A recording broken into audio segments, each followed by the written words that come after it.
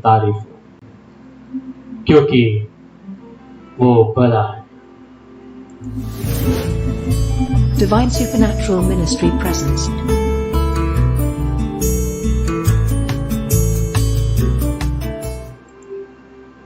आइए भजन संहिता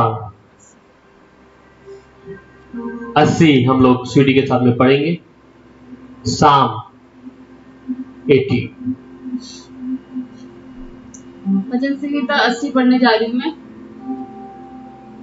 हे इज़राइल के चरवाहे, तू जो यूसुफ की अगुवाई भेड़ों की सी करता है, कान लगा।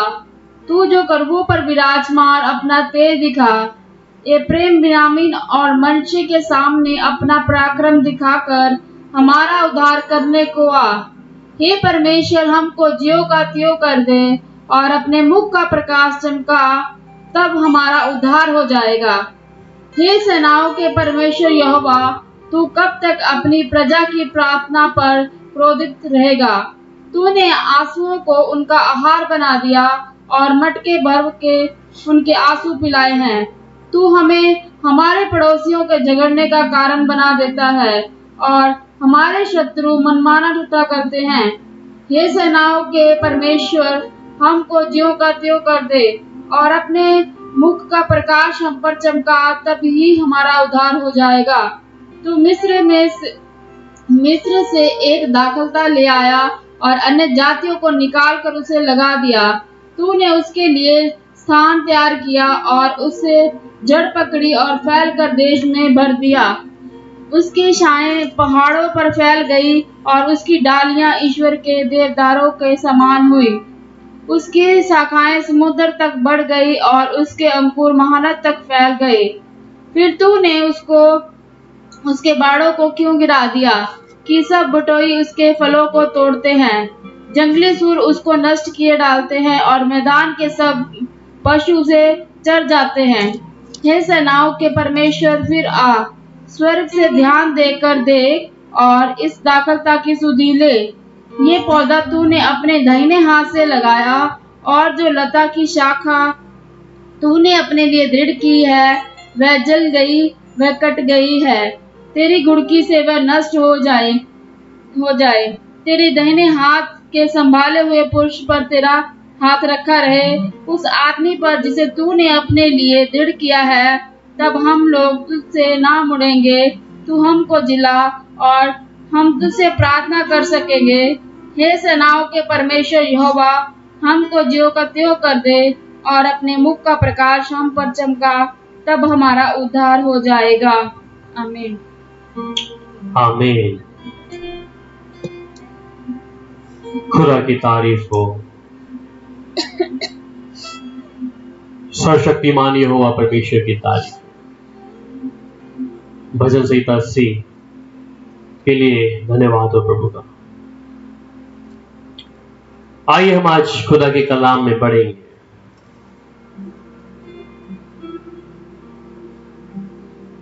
आज का विषय है वाचा के संदूक के विषय,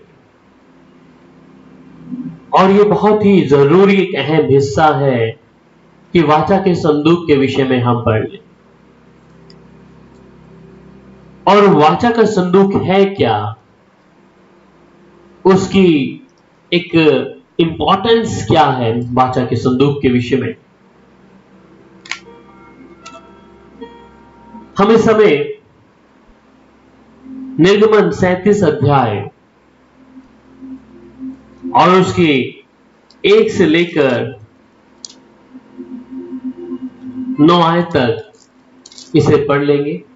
निर्गमन की किताब 37 अध्याय 1 से 9, एक्सोडस चैप्टर 37 वर्स 1 to 9। फिर बसलेल ने बबूल की लकड़ी का संदूक बनाया। उसकी लंबाई 2.5 हाथ और चौड़ाई 1.5 हाथ और ऊंचाई 1.5 हाथ की थी।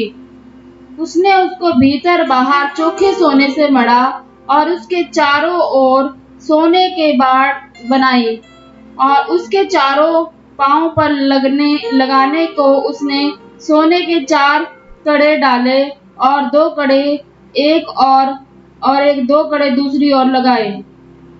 फिर उसने बबूल के डंडे बनाए और उन्हें सोने से मढ़ा और उनको संदूक के दोनों ओर के कड़ों में डाला कि उनके बल संदूक उठाया जाए। फिर उसने चोखे सोने के प्राश्चित वाले ढक्कन को बनाया। उसकी लंबाई 2.5 हाथ और चौड़ाई 1.5 हाथ की थी और उसने सोना गढ़कर 2 करूब प्राश्चित के ढक्कन के दोनों सिरों पर बनाए, एक करूब के सिर पर और दूसरा करूब दूसरे सिरे पर बनाया। फिर उसने उनको प्राश्चित के ढक्कन के साथ एक ही टुकड़े के दोनों सिरों पर बनाया और करूबों के पंखों ऊपर से फैले हुए बने और उन पंखों से प्राश्चित का ढक्कन ढपा हुआ बना और उनके मुख आमने सामने और प्राश्चित के ढक्कन की ओर किए हुए बने हैं। खुदा की तारीफ। ये वाचा का संदूक आया कहां से, कैसे इसको बनाया और वाचा के संदूक में था क्या? क्यों इजरायली लोग वाचा के संदूक को लेकर चलते थे? और फलिस्तीनियों ने जब वाचा के संदूक को छीना इजरायलियों से, उस देश में क्या हुआ? ऐसी क्या खासियत थी इस वाचा के संदूक में? आज हम उन विषयों को जानेंगे। वाचा के संदूक के विषय में जब देखा जाए तो ये जब मूसा परमेश्वर के साथ में सिनाई पर्वत के ऊपर था और वहां पर परमेश्वर ने उसे 2 तख्तियां दी, 2 टैबलेट्स दी और उन तख्तियों पे आज्ञाएं लिखी थी। ये वही आज्ञा जो परमेश्वर ने कहा था कि मूसा अपने लोगों को ये आज्ञा मानना सिखाना। और जब समय बढ़ता गया, परमेश्वर की हजूरी जब हर एक व्यक्ति नहीं देख सकता था, परमेश्वर के सामने कोई खड़ा नहीं हो सकता था, पर जब परमेश्वर ने मूसा से कहा कि मूसा तू मेरे लिए एक तंबू को तैयार किया, और ये तंबू जिसे हम पढ़ते हैं बाइबल में और निर्गम की किताब को जब आप पढ़ते हैं, वहां से उसकी 26 अध्याय से आप लेकर जब इसको आगे तक पढ़ेंगे, इसके 38 और तमाम कई अध्याय में जहां पर मिलाप वाले तंबू को बनाया गया। और ये 26 अध्याय जो निर्गमन की किताब है, वहां पर मिलाप वाले तंबू के विषय में परमेश्वर ने मूसा को एक आज्ञा दी। और 26 अध्याय में मिलाप वाला तंबू है, 27 अध्याय में होम बलि की वेदी है, तीसरा निवास स्थान का एक आंगन है, और फिर दीपक की देखरेख के लिए याजकों का चुनाव है, याजकों के पवित्र वस्त्र है, एपोद है और सीनाबंद के चापरास है, और अन्य याजकीय जो लोग हैं उनके वस्त्र हैं, और हारून और उसके पुत्र को याजकों का पद का एक अभिषेक है। उसके बाद में यहां बताता है धूप की वेदी है, प्राणों के प्रायश्चित का एक रुपया है, अभिषेक का एक तेल है, पीतल की होदी है, पवित्र सुवर्ण के द्रव्य है और निवास स्थान के लिए कारीगर चाहिए। और सबत अर्थात विश्राम दिन के बारे में फिर आगे इस बारे में बताता है। ये निर्गमन की किताब 26 से लेकर आप इसे 38 अध्याय तक पढ़े तो यहां पर मिलाप वाले तंबू के विषय में बात की गई है। बहुत सी बातें हैं मिलाप वाले तंबू के लिए, पर मिलाप वाले तंबू के अंदर की चीजें, उधर के याजक, उनके वस्त्र, वेदी, होदी, ये तमाम चीजें हैं। पर आज हम बात करेंगे उस वाचा के संदूक की जो परमेश्वर की उपस्थिति उस पर उतरती थी। क्यों खासियत है वाचा की उस संदूक के विषय में? इसलिए हमने पढ़ा इस समय कि जो वाचा का संदूक था उसको बनाने के लिए कि किस प्रकार वो वाचा का संदूक बनाया गया, क्या क्या चीजें, क्या क्या लकड़ी उसमें इस्तेमाल हुई। फिर उसके बाद आता है कि उसमें रखा क्या था। बहुत से लोग हैं जिनको मालूम नहीं कि वाचा के संदूक के अंदर था क्या। वाचा के संदूक के अंदर अगर आप देखें और निर्गमन की किताब 31 अध्याय उसकी 8 आयत में क्या कह रहा है?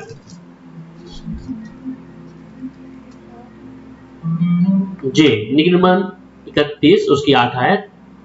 और समान सहित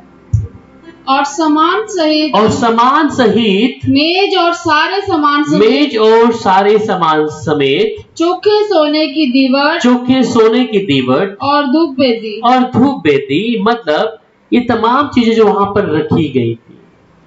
फिर आता है कि इसके अंदर पहली चीज क्या थी? 10 आज्ञाएं थी, जिसे आप 31 के 18 में पढ़ते हैं। निर्गमन 31 उसके 18 आयत में, जब परमेश्वर मूसा से सीनै पर्वत पर ऐसी बातें कर चुका, तब उसने उसको अपनी उंगलियों से लिखी हुई साक्षी देने वाले पत्र के दोनों तख्तियां दी। आमीन। यहाँ पर जब मूसा और परमेश्वर सिनाई पर्वत पर हैं और परमेश्वर ने सिनाई पर्वत पे साक्षी हाथ से लिखी हुई वो 2 तख्तियां, जिसे 10 आज्ञा कहते हैं, वो उसके हाथ में दे दी। और वहां पर जब आप निर्गमन 25 उसकी 16 आयत को पढ़ते हैं, निर्गमन 25 उसकी 16 आयत, और जो साक्षी पत्र मैं तुझे दूंगा उसे उसकी संदूक में रखना। मतलब मूसा को जब आज्ञा दी गई और ये 2 तख्तियां उसके हाथ में रखी गई, तो कहा उसे उसके संदूक में रखना है। 34 का 29 भी पढ़ लेंगे। निर्गमन 34 उसका 29 यहां पर कहता है,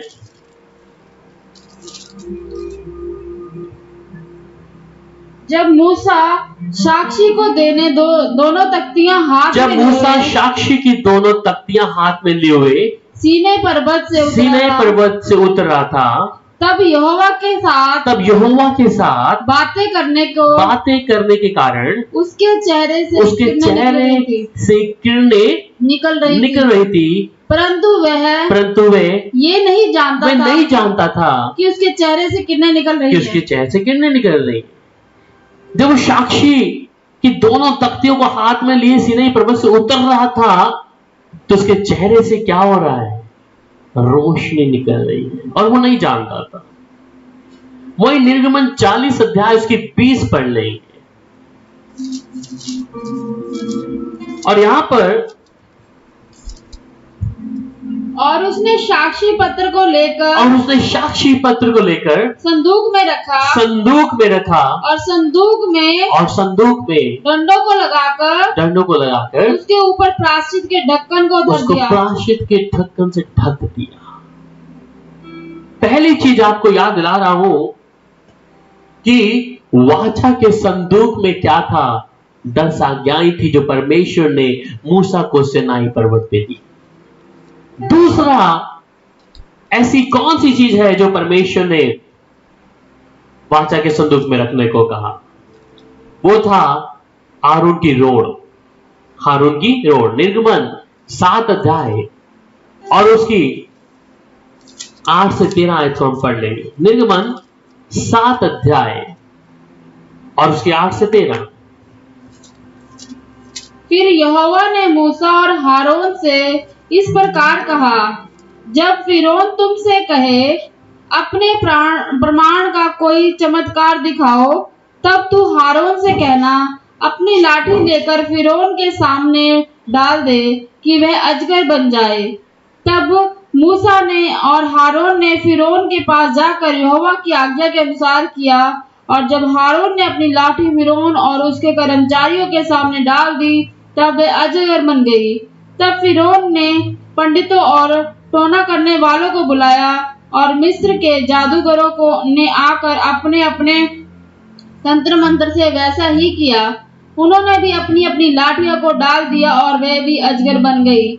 पर हारून की लाठी उनकी लाठियों को निगल गई, और परंतु फिरौन का मन और हठीला हो गया, और यहोवा के वचन के अनुसार उसने मूसा और हारून की बातों को नहीं माना। आमीन।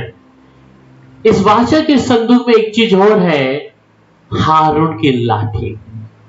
और ये हारून की लाठी क्या थी? जब परमेश्वर से बात किया और यहोवा मूसा और हारून से इस प्रकार कहा कि जब तू फिरौन से कहे अपने परमान का कोई चमत्कार दिखाओ, तब तू हारून से कहना अपनी लाठी देकर फिरौन के सामने डाल दे कि वे अजगर बन जाए। और तब मूसा और हारून ने फिरौन के पास जाकर यहोवा की आज्ञा के अनुसार किया, और जब हारून ने अपनी लाठी फिरौन के उस कर्मचारियों के सामने डाल दी तो वह अजगर बन गई।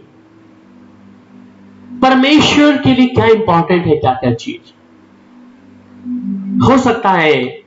वो सिर्फ हाथ की एक लिखी तख्तियां थी जिसे 2 टैबलेट्स बोला जाता है, और दूसरा ये हारून की लाठी, एरोन्स रोड, कहां कहां इस्तेमाल की गई, किस प्रकार हारून ने उस लाठी के द्वारा फिरौन के कर्मचारियों के सामने रखा तो वो अजगर बन गई। और इस लाठी के द्वारा आपको मालूम है चट्टान पर मारा गया था। इस लाठी के द्वारा ही लाल समुद्र के 2 भाग हुए थे। और 20 विषय में कहता है, जब आप गिनती की किताब 17 अध्याय और उसकी 10 आयत पढ़ते हैं, गिनती नंबर्स चैप्टर 17 वर्स 10, गिनती की किताब उसकी 17 का 10,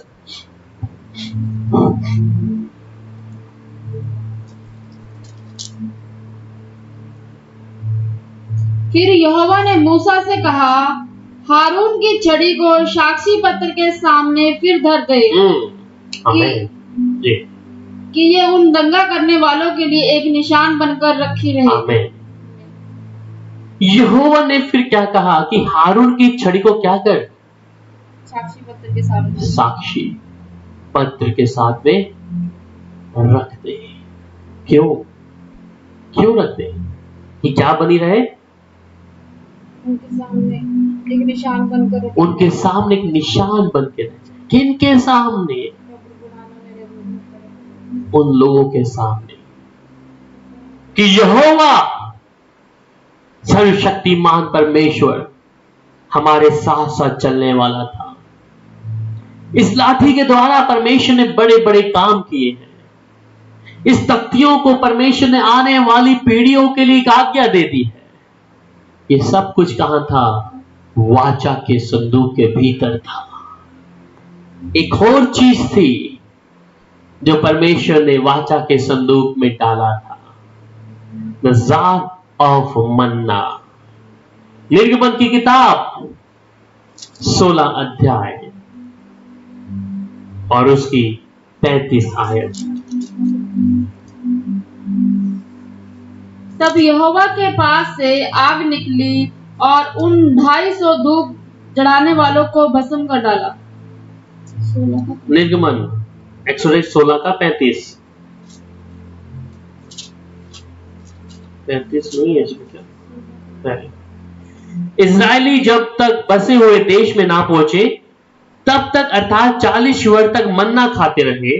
वे जब तक कनान देश की सीमा पर नहीं पहुंचे तब तक मन्ना खाते रहे। ये मन्ना के विषय में कि जार ऑफ मन्ना, इसी को 16 का 31 भी पढ़ लेंगे। इजराइल के घराने ने उस वस्तु का नाम मन्ना रखा और वह धनिये के समान श्वेत था और उसका स्वाद मधु के बने हुए पोए का सा था। 33 पढ़ लेंगे। तब मूसा ने हारून से कहा, एक पात्र लेकर उसमें आमोर भर लेकर उसमें उसे यहोवा के आगे रख दे कि वह तुम्हारी पीढ़ियों के लिए रखा जाए। ये वही है। तब मूसा ने हारून से कहा, एक पात्र लेकर उसमें आमोर भर लेकर उसमें यहोवा के आगे रख दे कि तुम्हारी पीढ़ियों के लिए रखा जाए। गिनती की किताब 11 अध्याय 7 से 9 भी पढ़ लीजिए। मैं फिर मेन मुद्दे पे आऊंगा, इससे पहले ये आपको रेफरेंस देना जरूरी है। गिनती की किताब 11 अध्याय 7 से लेकर 9 आयत तक।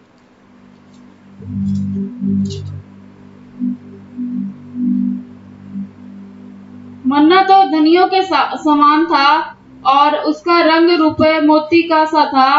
लोग इधर उधर जाकर उसे बटोरते और चक्की में पीसते थे, ओखली में कूटते थे और तसले में पकाते थे और उसके फुलके बनाते थे।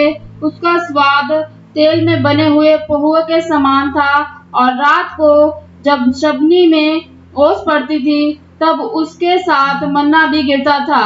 और मूसा ने सब घरानों के आदमियों को अपने अपने डेरे के द्वार पर रोते सुना और यहोवा का कोप अत्यंत भड़का और मूसा को भी बुरा मालूम हुआ। तब मूसा ने यहोवा से कहा, तू अपने दास से यह बुरा व्यवहार क्यों करता है? और क्या कारण है कि मैंने तेरी दृष्टि में अनुग्रह नहीं पाया कि तूने इन सब लोगों का भार मुझ पर डाला है? बस, thank you. The jar of manna, खुदा की इन वाचा के संदूक के अंदर ये तमाम चीजें क्या थी? रखी हुई थी। इसका इंपॉर्टेंस ऐसा क्यों है जो मुझे और आपको जानना है? इसलिए कि वाचा के संदूक के विषय में आज बहुत से लोगों के कुछ डाउट्स हैं और कुछ लोग सोचते हैं कि वाचा के संदूक में ऐसी क्या चीज थी, ऐसा क्या था, और जिसके विषय में वे लोग अब तक नहीं समझ पाए।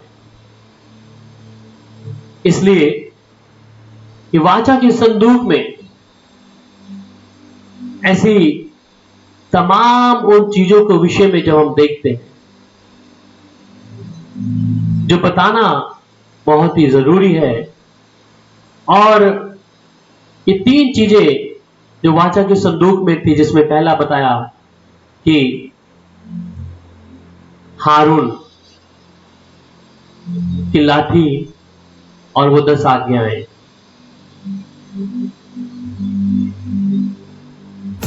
इसीलिए उनके विषय में बताकर हम इसको बताना चाहेंगे कि तमाम चीजें जिसमें 10 आज्ञा है और लाठी है और एक जार है जो वाचा के संदूक में रखा गया था।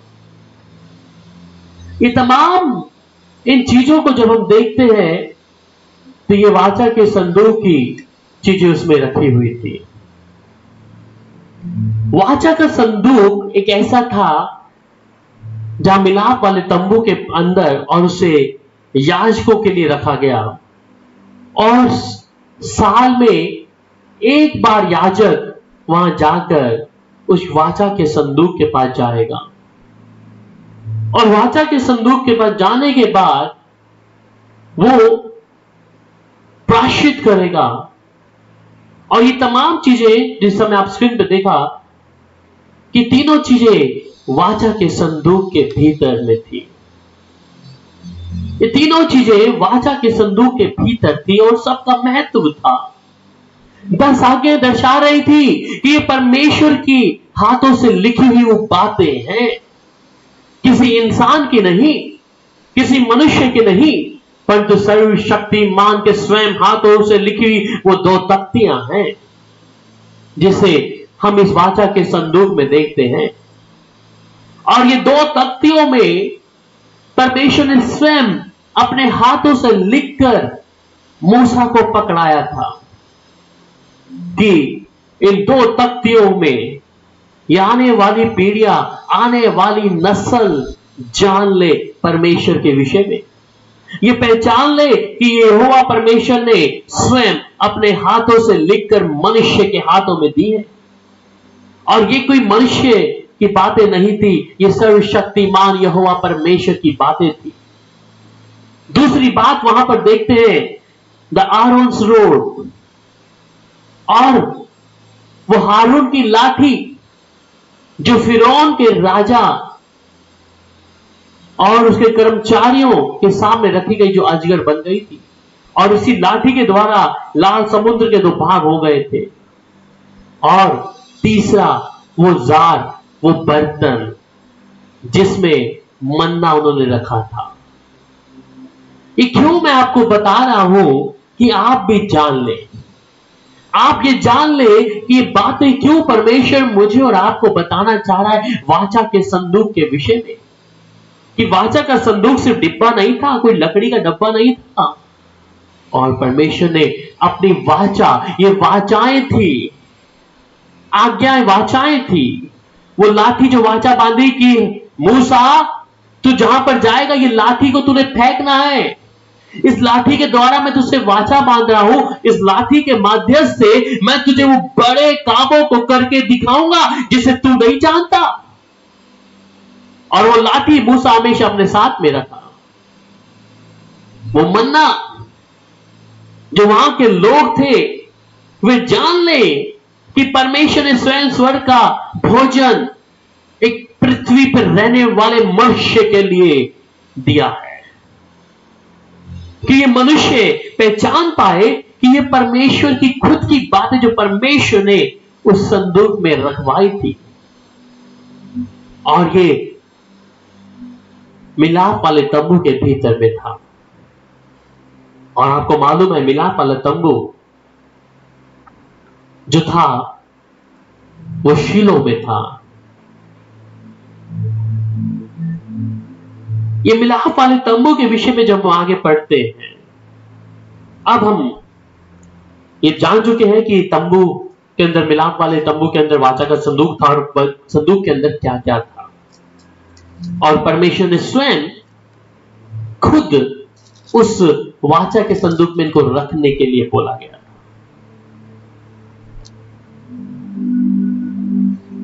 पहला इतिहास और उसका 13 अध्याय और 1 से 14 आयत तक पढ़ेंगे। पहला इतिहास 13 अध्याय 1 से लेकर 14 तक हम लोग पढ़ेंगे। दाऊद ने शस्त्रियों और शस्त्रपतियों और सब प्रधानों से सलाह ली। तब दाऊद ने इज़राइल की सारी मंडली से कहा, यदि ये तुमको अच्छा लगे और हमारे परमेश्वर की इच्छा हो तो इज़राइल के सब देशों में जो हमारे भाई रह गए और उनके साथ जो याजक और लेवी अपने अपने चराई वाले नगरों में रहते हैं, उनके पास भी यह कहला भेज कि हमारे पास इकट्ठा हो जाओ और हम अपने परमेश्वर के संदूक को अपने यहाँ ले आए, क्योंकि शाऊल के दिनों में हम उसके समीप नहीं जाते थे। तब समस्त मंडली ने कहा कि वे ऐसा ही करेंगे, क्योंकि यह बात उन सब लोगों की दृष्टि में उचित मालूम हुई। अंततः दाऊद ने मिस्र के शिहोर से ले हमात की घाटी तक सब इजरायलियों को इसीलिए इकट्ठा किया कि परमेश्वर के संदूक को किर्यातमिक से ले लाए। तब दाऊद सब इजरायलियों को संग लेकर बाला को गया और किर्यातरीम भी कहलाता था और यहूदा के भाग में था, और परमेश्वर यहोवा का संदूक वहां से ले आए। वह तो करवों पर विराजने वाला है और उनका नाम भी यही लिया जाता है। तब उन्होंने परमेश्वर का संदूक एक नई गाड़ी पर चढ़ाकर अबीनदब के घर से निकाला और उज्जा और ओहोब से उस गाड़ी को हाँकने लगे। दाऊद और सारे इजरायली परमेश्वर के सामने तन मन से गीत गाते और वीणा, सारंगी और डफ, झांझ और तुरही बजाते थे। जब वह किदोन के खलियान तक आए, तब उज्जा ने अपना हाथ संदूक को पकड़ने के लिए बढ़ाया, क्योंकि बैलों ने ठोकर खाई थी। तब यहोवा का कोप उज्जा पर भड़क उठा और उसने उसको मारा, क्योंकि उसके संदूक पर हाथ लगाया था। वे वही परमेश्वर के सामने मर गया। तब दाऊद अप्रसन्न हुआ, इसलिए कि यहोवा उज्जा पर टूट पड़ा था, और उसने उस स्थान का नाम पेसूज रखा, और यह नाम आज तक बना है। उस दिन दाऊद परमेश्वर से डर कर कहने लगा, मैं परमेश्वर के संदूक को अपने यहाँ कैसे ले आऊं? तब दाऊद संदूक को अपने यहाँ दाऊदपुर में ना लाया, परंतु अबेदोम नामक गद्दी के यहाँ ले गया। और परमेश्वर के संदूक अबेदोम के यहाँ उसके घराने के पास 3 महीने तक रहा। और यहोवा ने अबेदोम के घराने पर और जो कुछ उसका था उस पर आशीष दी। आमीन। अब आता है वाचा के संदूक के विषय में, जिसके विषय में हमने पहले पढ़ा किस प्रकार वाचा का संदूक बनाया गया और कैसी कैसी जो चीजें उसमें रखी गई। अब ये वाचा का संदूक जो शीलो में मिलाप का तंबू था वहां से भी निकाल लिया गया, और वहां से निकालने के बाद इसे हैकल में रखा गया याजकों के पास में। अब ये वाचा के संदूक जब हैकल में था और इस्राएली लोग ने जब सोचा कि इस समय युद्ध छिड़ा हुआ है, इन्होंने वाचा के संदूक अपने साथ में रखा, परंतु इस्राएली परमेश्वर की आज्ञा ना मानने के कारण उस वाचा का संदूक फिलिस्तीनियों के पास चला गया। और ये फिलिस्तीनियों ने सोचा कि इनके पास ये वाचा का संदूक है, इसलिए ये लोग युद्ध जीत रहे हैं। कहीं ना कहीं इस्राएलियों ने परमेश्वर के मन को दुखी किया था। इस कारण फिलिस्तीनियों ने वाचा के संदूक को छीन लिया गया और वो अपने देश में उसको लेके गए। पर स्थिति ऐसी गंभीर थी कि जैसे ही वाचा का संदूक फिलिस्तीनियों के पास आया, वहां पर महामारी, वहां पे लोगों की मृत्यु होना आरंभ हो गई। और वहां पर उन लोगों ने ये सोचा कि जैसे ही वाचा का संदूक हमारे यहां आया है, इसकी वजह से हमारे देश में बहुत सी प्रॉब्लम्स क्रिएट हो गई। इस कारण उन लोगों ने एक योजना बनाई कि इस वाचा के संदूक को हम क्या करें, वापिस इज़राइल में भेज दें। और जब वाचा के संदूक को इज़राइल से, फिलिस्तीन से इज़राइल में भेजा जा रहा है, और वहां पर जो लोग हैं आनंद करते हुए वाचा के संदूक को लेकर आ रहे हैं, और ये वाचा का संदूक लेकर वापिस इज़राइल की ओर आ रहे हैं।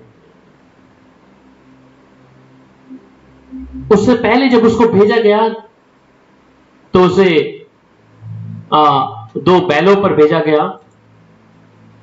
और जब 2 बैलों पर भेजा गया कि उस बैलों को जहां पर भी वो रुकेंगे वहीं पे उनकी बलि चढ़नी और वे भी पहलौठे बैल होने चाहिए। पर वहां से वाचा का संदूक जैसे इज़राइल में आया, और इज़राइल में आने के बाद अब दाऊद जो समय का राजा ठहर चुका था,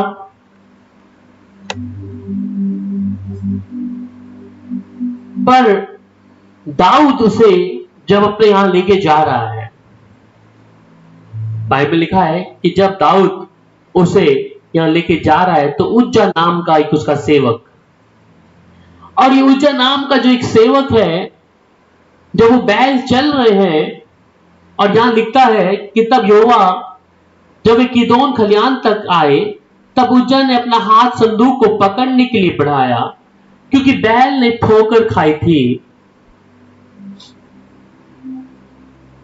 तब यहोवा का कोप उज्जा पे भड़क उठा, और जैसे उसने हाथों को उस संदूक के ऊपर उठाया, तभी अचानक क्या हुआ, परमेश्वर का कोप उज्जा पर भड़क उठा, और उसने उसको मारा, क्योंकि उसका संदूक हाथ पर लगाया था। वही परमेश्वर के सामने मर गया, और इस पर दाऊद नाराज हुआ कि परमेश्वर ने उज्जा को क्यों समाप्त कर दिया है। ये उज्जा की गलती क्या थी जो इसने वाचा के संदूक पर हाथ लगाया, और ये वाचा का संदूक जैसे ही हाथ लगाया, उज्जा का जीवन समाप्त हो गया। मैं और आप भी अगर इस बात को सोचें कि जब हम इस वाचा के संदूक के विषय में जानते हैं कि उज्जा की कोई गलती नहीं थी, उज्जा सिर्फ कोशिश कर रहा था कि ये जो बैलों पर लादा हुआ संदूक है और बैल हिल रहे हैं, इसके हिलने के कारण ये संदूक नीचे ना गिर जाए। और जैसे ही उसने हाथ लगाया, परमेश्वर का क्रोध उज्जा के ऊपर आया और वो उसी समय ढेर हो गया। उसी समय उज्जा का जीवन समाप्त हो गया। गलती कोई नहीं थी, पर गलती यह थी कि उसे छूने का अधिकार उज्जा का नहीं था। मेरे अजीजों, जिस वाचा के संदूक की मैं और बात कर रहे हैं, आज तो परमेश्वर की उपस्थिति उस वाचा के संदूक से ज्यादा हमारे भीतर है, हमारे जीवन में है। कि जिस परमेश्वर को हम अपने जीवन में लेके चल रहे हैं, जिस परमेश्वर की उपस्थिति को मैं और आप अपने जीवन में लेके चल रहे हैं, क्या वो जरूरी नहीं है? मेरा जीवन परमेश्वर के लिए पवित्र होना क्या आवश्यक नहीं है?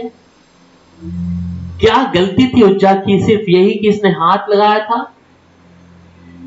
तो अब ये जान रखें कि अगर एक परमेश्वर अपने संदूक को छूने की इजाजत मुझे नहीं देता, तो मैं उसकी उपस्थिति में कैसे चल सकता हूं? वचन में लिखता है कि हम धन्यवाद करते हैं परमेश्वर का कि हम नाश नहीं हुए। क्या परमेश्वर आज बदल गया है? क्या यीशु आज बदल गया है? क्या सर्वशक्तिमान यहोवा परमेश्वर आज बदल गया है? क्या हम जैसे हैं वैसे आकर अपनी मनमानी करके परमेश्वर के साथ रह सकते हैं? इस वाचा के संदूक के विषय में जिस याजकों को ही हाथ लगाने का अधिकार था, और याजकों के कर्मचारियों को नहीं, याजक पाए हुए लोग थे, परंतु याजक जिसे परमेश्वर ने मुकर्रर किया है। आप क्या सोचते हैं? क्या परमेश्वर आज बदल गया है? परमेश्वर आज उस स्वभाव को भूल गया है? जो पवित्रता, शुद्धता परमेश्वर उस समय चाहता था, क्या आज मेरे शरीर, आत्मा, प्राण से परमेश्वर पवित्रता नहीं चाहता? हम तो मुंह से भी कई बार कहते हैं यहोवा परमेश्वर तारीफ हो। पुराने नियम में पढ़ के देखिएगा, वहां यह अधिकार नहीं था। परमेश्वर को पिता कहने का अधिकार हरगिज नहीं था। वहां यहोवा परमेश्वर के साथ आप घर में रहकर प्रार्थना करने का अधिकार आपके पास नहीं था।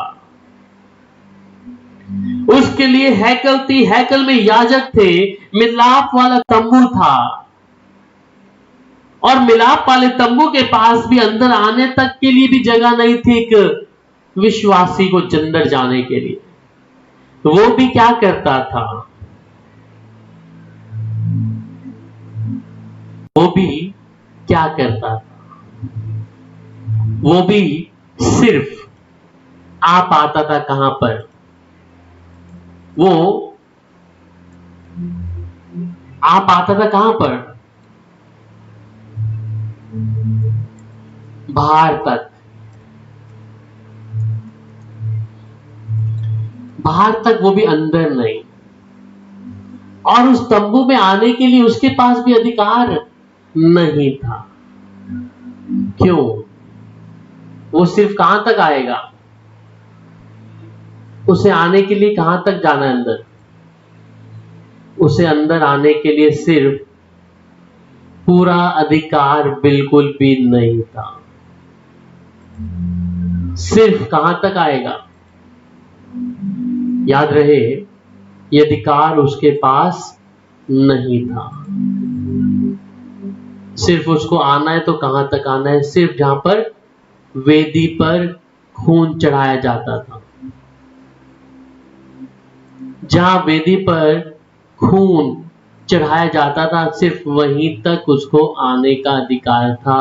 बाकी अधिकार उसके पास बिल्कुल भी नहीं था।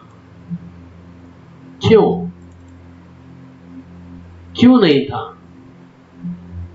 इसके पास आने के लिए इसका जीवन कैसा होना है? प्रभु के पास आने के लिए इसका जीवन कैसा होना है? प्रभु के मुताबिक होना है। प्रभु के मुताबिक अगर जीवन नहीं है तो ये व्यक्ति क्या है? उधर नहीं आ सकता। कारण, क्योंकि इसका जीवन जो है परमेश्वर के मुताबिक नहीं है। यहां देखो, सिर्फ कहां तक आएगा? ये तंबू है, 4 दरवाजे हैं, 4 पर्दे हैं, सिर्फ आगे है वेदी। और इस वेदी पर 4 सींग हैं। और ये 4 सींग जो हैं क्या दिखा रहे हैं? सिर्फ तंबू के 4 दरवाजे। और जैसे ही पहला कदम एक विश्वासी रखेगा अपनी भेंट को लेकर, अपने उस जानवर को लेकर, तो सिर्फ ये 4 कोने अगर आप देख रहे हैं अंदर जाकर, लकड़ी के 4 होदी है सिर्फ।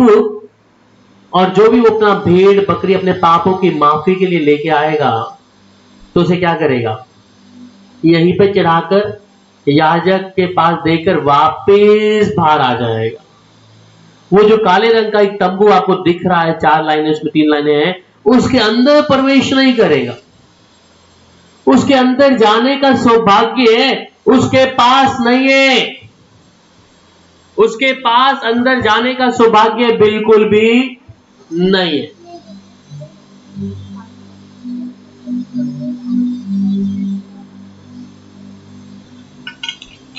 क्यों नहीं है? अधिकार नहीं है। उसे ये अधिकार नहीं दिया कि वो क्या करे?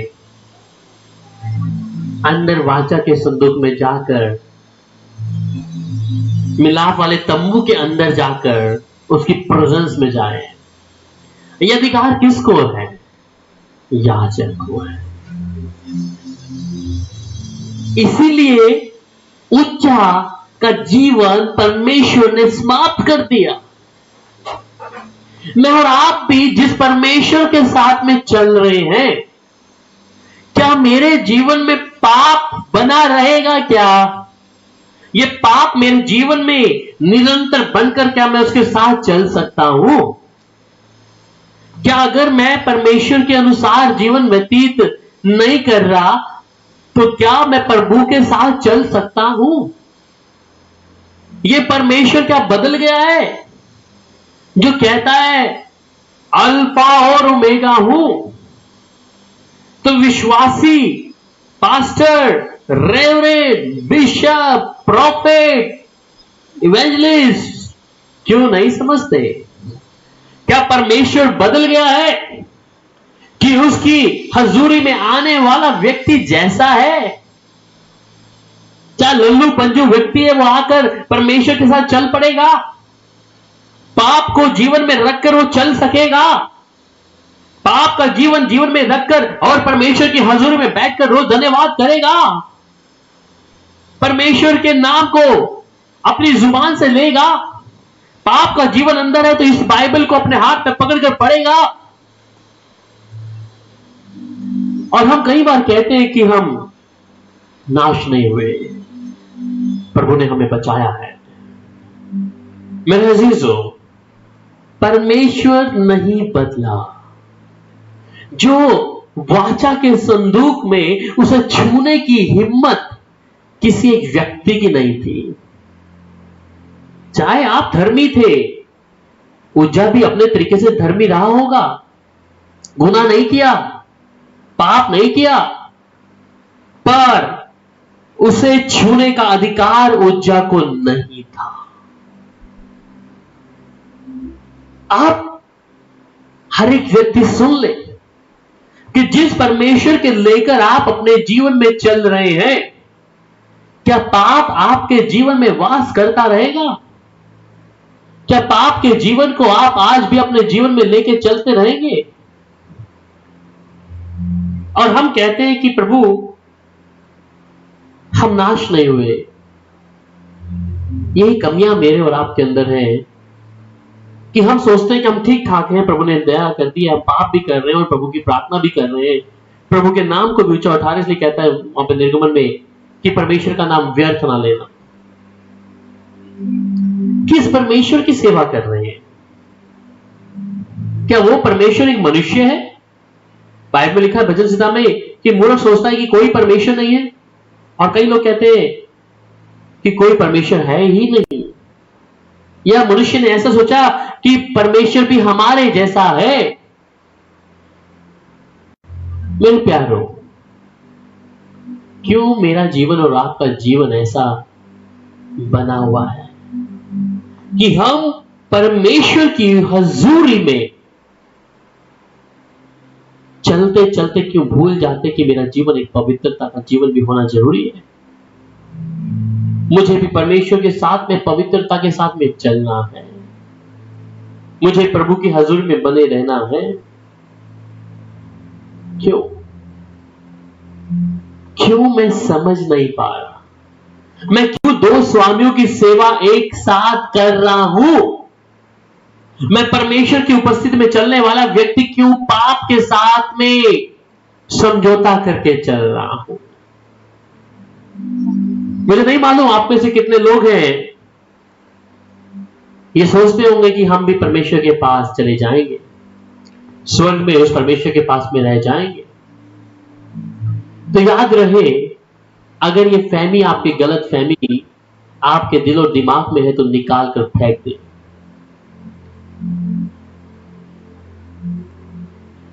प्रेरितों के काम में 5 अध्याय में पढ़ते हनन्याह और सफीरा के बारे में। वहां परमेश्वर ने दिखा दिया कि मैं बदला नहीं हूं, मैं वही परमेश्वर हूं।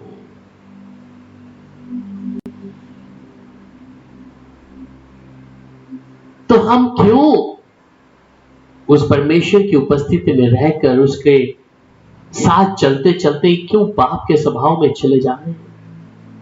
क्यों मेरा जीवन पाप के हाथों में समर्पित है? क्यों मैं पाप के साथ निरंतर संगति कर रही हूं या कर रहा हूं? मेरे अजीजों, हम पढ़ रहे थे कि उज्जा को परमेश्वर ने मौका नहीं दिया। उज्जा को परमेश्वर ने मौका नहीं दिया। हम और आप भी बहुत से ऐसे लोग हैं, उस पवित्र परमेश्वर की उपस्थिति में चलने वाले और रहने वाले व्यक्ति हैं, फिर भी कई बार हम क्या करते हैं? ऐसे गुनाहों को, पाप को करते हैं। हम अपने जीवन में जांचें कि प्रभु क्या करे, प्रभु हमारे जीवनों पर दया करे और अपनी दया परमेश्वर अपने लोगों को निरंतर देता रहे। मेरे प्यारों, यहां पर लिखा है कि दाऊद उदास हुआ। वहां पर फिलिस्तीनी लोग जब उन्होंने वाचा के संदूक को छीना, वहां पर सारी उनकी देश में महामारी ऐसी फैली और वे लोग ने वापिस वाचा के संदूक को भेजा। कितना पर्टिकुलर पवित्र परमेश्वर है। जो हमारा प्रभु है, हम फिर भी उस प्रभु के साथ निरंतर उसकी अगुवाई में कई बार अपने आप को पाप के हाथों में सौंप देते हैं। इसलिए मेरे अजीजों, देरी ना करें। याद रहे कि जो सर्वशक्तिमान परमेश्वर है वो एक आग भी है, वो प्रभुओं का प्रभु है,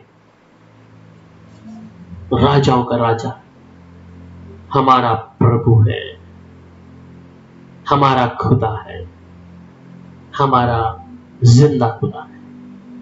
याद रहे, ढील ना दे। जीवन में छुपा हुआ पाप कहीं पर है, उसे सामने रखें प्रभु के। प्रभु, ये मेरे जीवन का पाप मेरे सामने है, छुपाए ना, कहे प्रभु। हालेलुया। और प्रभु को बोले, प्रभु मैं अपने जीवन को तेरे हाथों में सौंपता हूं, मेरे पाप के जीवन को मैं तेरे हाथों में सौंपता हूं। प्रभु तू मेरा प्रभु है, तू मेरा मसीह है, तू मेरी उम्मीद है, तो मेरा सृजनहार परमेश्वर है। वो परमेश्वर कहता है, जैसे मैं बुलाने वाला पवित्र, तुम भी पवित्र बन जाओ। क्या पवित्रता हम नहीं दे सकते उस परमेश्वर को? पवित्रता का जीवन हम व्यतीत नहीं कर सकते? मनुष्य सिद्ध नहीं है, परंतु प्रभु हमें मौका देता है कि हम सिद्ध बन जाएं, हम जीवित परमेश्वर के चरणों में आके सिद्ध बन जाएं। ये प्रभु मुझे और आपको सौभाग्य दिया है। मेरे प्यारों, प्रभु की तारीफ हो, प्रभु की तारीफ। पिता, आपका धन्यवाद हो, तारीफ हो प्रभु। यहोवा परमेश्वर, हमारे को प्रभु पवित्रता का जीवन दीजिए। हम सब प्रभु तेरे हाजुरी में आते हैं प्रभु। आप हमारे प्रभु हैं, आप हमारे सर्वशक्तिमान परमेश्वर हैं। प्रभु जी, मेरे सृजनहार प्रभु, मैं हर एक भाई और बहन को प्रभु तेरे हाथों में सौंपता हूं। हर एक को प्रभु अपने लहू में छुपाना आरंभ करे। और पिता परमेश्वर, तेरे नाम की महिमा के लिए प्रभु हम सब एक साथ इकट्ठे हों प्रभु। उस वाचा के संदूक को प्रभु आज छूने का समय है तो, जिसमें परमेश्वर की उपस्थिति स्वयं उतरती थी। आज हम खुद परमेश्वर के मंदिर बन गए हैं और वो परमेश्वर हमारे शरीर, आत्मा, प्राण में आना चाहता है। प्रभु इसी क्षण हर एक व्यक्ति को प्रभु अपने लहू में छुपाना आरंभ करें प्रभु। हर एक भाई बहन को प्रभु अपने लहू में छुपाना आरंभ करें प्रभु जी। रुबनी मसी खाला रबा तोरा मसी तेरे बेतीरी विश्वंद्रो वखंदला इश्यती रे बेत्रा नुबंदला इश्योत्रो वखला रे मसी तला मतीरी विश्वखे रे। तारीफ हो प्रभु, तारीफ हो प्रभु, तारीफ हो प्रभु। इस वचन के द्वारा प्रभु हमें बरकत आशीष दे प्रभु। तेरे लहू में छुपे रहे प्रभु, पवित्रता के जीवन की मुक्त की आड़ में बढ़ने रहे प्रभु। आपका धन्यवाद हो, आपकी तारीफ हो प्रभु। शुक्रिया राजा, शुक्रिया। यीशु के सामर्थ्य नाम में आमीन।